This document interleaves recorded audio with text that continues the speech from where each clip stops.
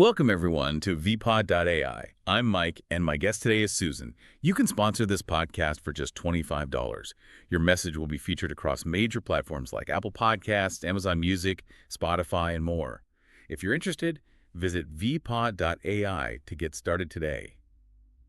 So, I want you to imagine taking a pill that's meant to save your life, right?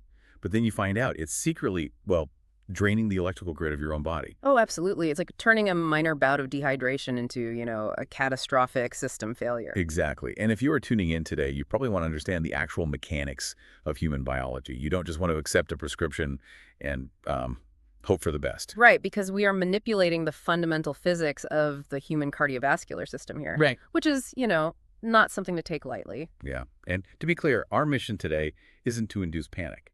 I mean, these interventions are a medical triumph. They prevent heart attacks and strokes for like tens of millions of people. Right. But when you alter pressure and flow in an ecosystem that delicate, there are structural trade-offs. There really are. Serious complications are uncommon, sure, but we are forcibly rewriting the body's operating system. Right. So we want to equip you to recognize when your internal plumbing actually needs medical attention. That premise is just so crucial.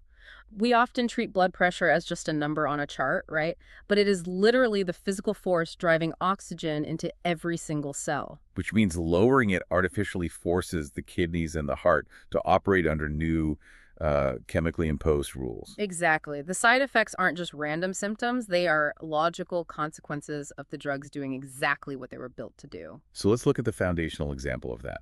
The silent chemical shifts triggered by diuretics, or, what people commonly call water pills. Yeah, water pills sounds so harmless, doesn't it? It really does. But if we view the cardiovascular system as like a closed-loop hydraulic network, a diuretic is essentially opening a release valve. Yeah. The pressure against the vessel walls is dangerously high, so the medication commands the kidneys to flush fluid out. Right. Less volume in the pipes means less pressure. But as that fluid rushes out into your urine, it drags critical, highly charged minerals along with it. And that's the catch, isn't it? Yeah. Diuretics don't just magically pull water out of the blood. They actively block the kidneys from reabsorbing sodium. And water naturally follows sodium. So by forcing the sodium out, the water just has no choice but to follow. Exactly. But the structural cost is that this forceful eviction takes other essential electrolytes with it. You get a significant depletion of magnesium, which is hypomagnesemia. Wow. You also get dangerous drops in sodium called hyponatremia. And perhaps most critically, you lose potassium, which we call hypokalemia. And we hear about electrolytes in sports drinks all the time, but this is way more serious than just a post-workout recovery thing, right? Oh, definitely. These minerals maintain the electrical potential across every cell membrane in your body. They dictate whether a nerve can fire or a muscle fiber can contract.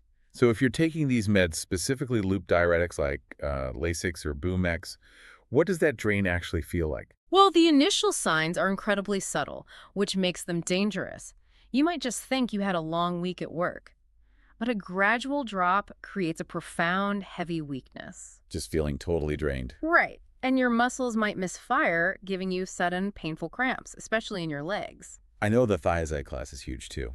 Things like hydrochlorothiazide or chlorthalidone. Yeah, those are first-line defenses for millions of people.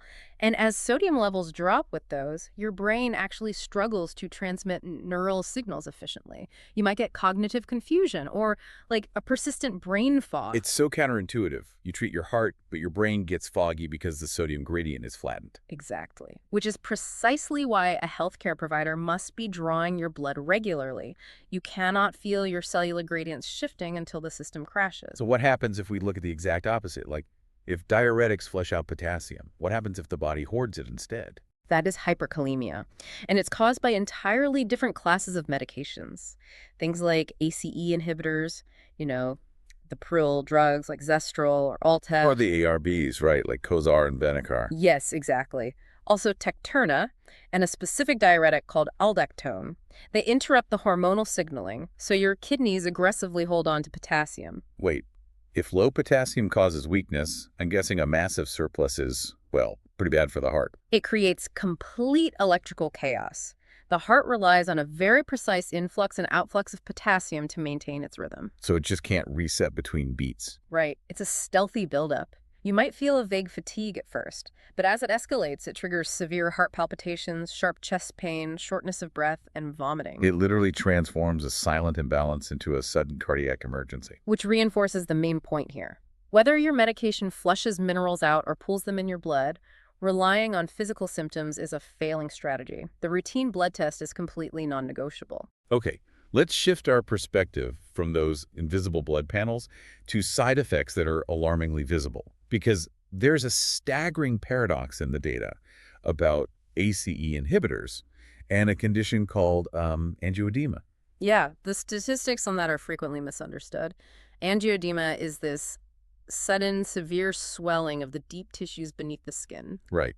And the data shows it occurs in less than 1% of patients taking ACE inhibitors, a fraction of a percent. Exactly. But then if you look at emergency room admissions, ACE inhibitors account for a massive 1/3 of all angioedema cases. How are that math even possible? It's just a matter of sheer scale.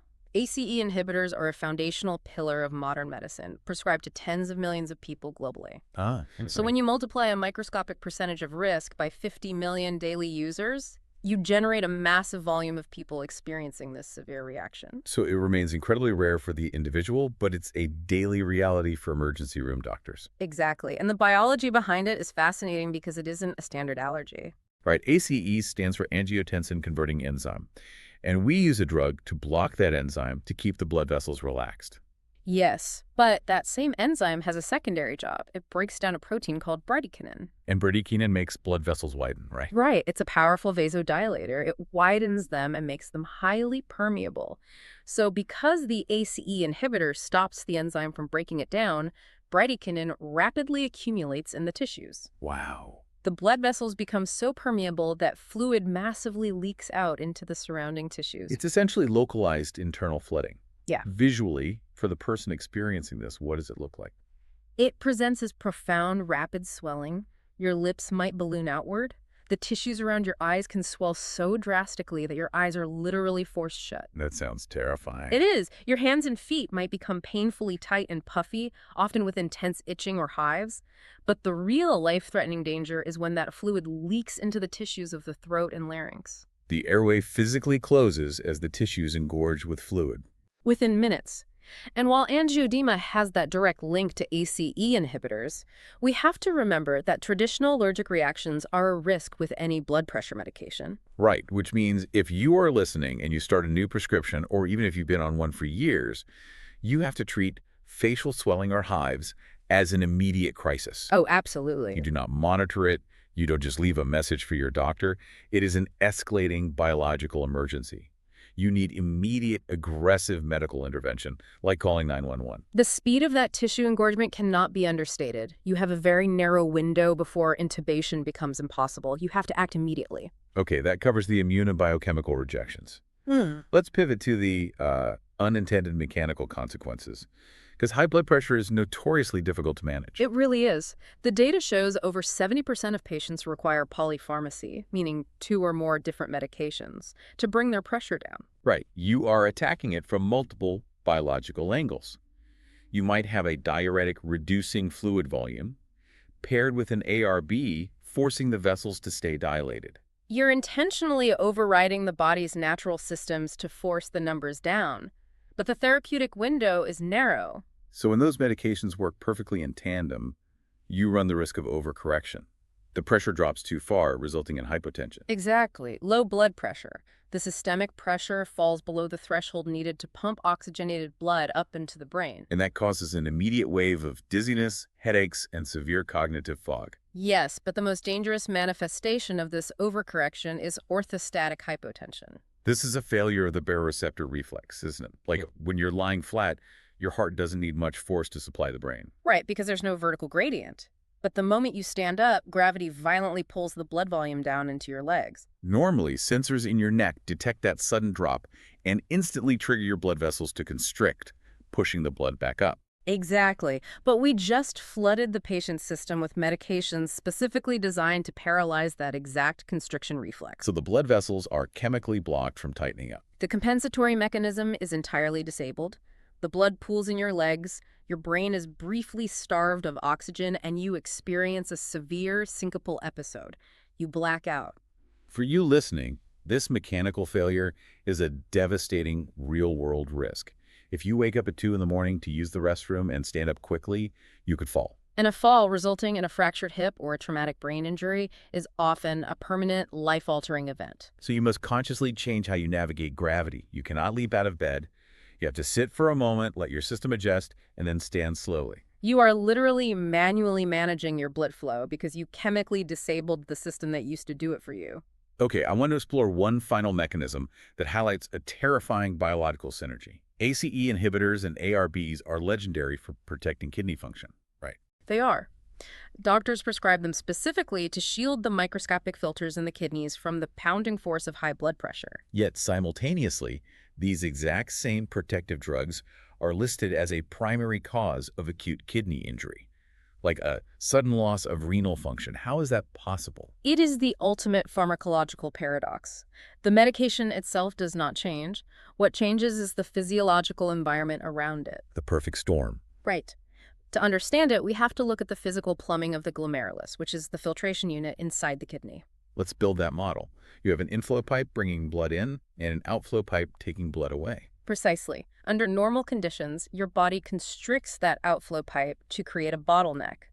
This builds up back pressure inside the filter, which forces waste out into the urine. But if you have high blood pressure, that bottleneck makes the pressure dangerously high, physically shredding the delicate tissues. Exactly. So ACE inhibitors and ARBs force that outflow pipe wide open.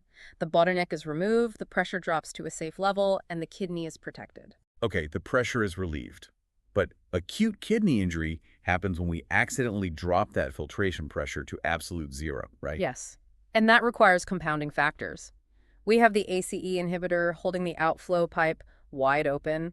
But what happens if the patient gets a severe stomach bug or becomes intensely dehydrated? The raw fluid volume in their entire vascular system plummets. Less volume means less baseline pressure arriving at the kidney to begin with. Exactly. So we have low volume arriving, and the exit valve is chemically pinned open. The pressure in the filter is already critically low. And here's where the everyday choices become fatal. Let's say the patient has a headache. They go to their medicine cabinet and take a common over-the-counter NSAID like ibuprofen. That is the trigger.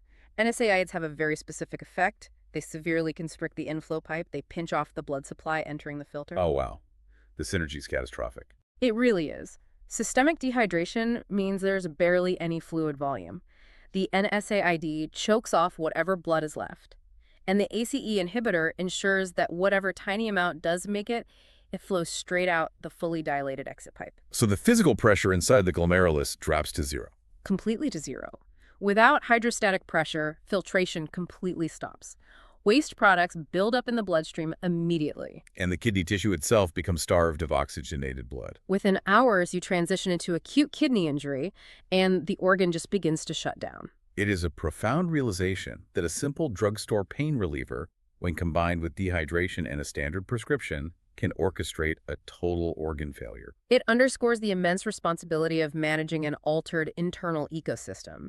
You cannot casually mix over-the-counter chemicals into a system that is already heavily manipulated. The context of your entire organism matters. A protective mechanism in a hydrated, stable patient becomes the mechanism of destruction in a dehydrated one. Let's synthesize this into actionable parameters for you, the listener. Number 1, respect the invisible chemical shifts. The loss of sodium, magnesium, and potassium happens silently. Right. Routine blood monitoring is the only way to catch those shifts before you have a cardiac event. Number 2, respect the physics of orthostatic hypotension. If you take vasodilators, you must give your system time to fight gravity when standing. Transition slowly. Avoid those syncopal falls at all costs. Number 3, angioedema and systemic swelling are immediate emergencies. Facial swelling or airway trouble requires 911, not observation. Immediately. And finally, guard your internal ecosystem. If you are on ACE inhibitors or ARBs, Do not mix them with NSAIDs like ibuprofen, particularly if you're dehydrated. The plumbing just cannot sustain that overlapping interference. So Susan, as we wrap up, what's a final provocative thought we can leave everyone with? Well, think about this. We've explored how a few milligrams of an engineered chemical can completely rewrite your reflexes, manipulate your hormones, and override your kidneys. Wow. Okay? If these targeted medications can so profoundly reorganize the physical forces keeping us alive, consider the thousands of minute variables we introduce daily. Like our basic habits. Exactly. Every ounce of water you drink or fail to drink alters your plasma volume. Every trace mineral in your food subtly adjusts those cellular electrical gradients. Wow. So we are constantly, unknowingly acting as the architects of our own internal pressure systems. Yes, the medications are blunt instruments, but our daily habits are making silent, microscopic adjustments to this incredibly delicate ecosystem every single second. It totally reframes the concept of human biology from a static machine to a constantly shifting hydraulic network. We are actively modulating that environment with every choice we make. Well, thank you for thoroughly deconstructing the physiological mechanisms at play today. It was a pleasure. Thanks for having me. And to you listening, thank you for engaging with the complex reality of how your body actually functions. Keep questioning the mechanics of the medical interventions around you. And above all, stay curious and well-informed. See you next time.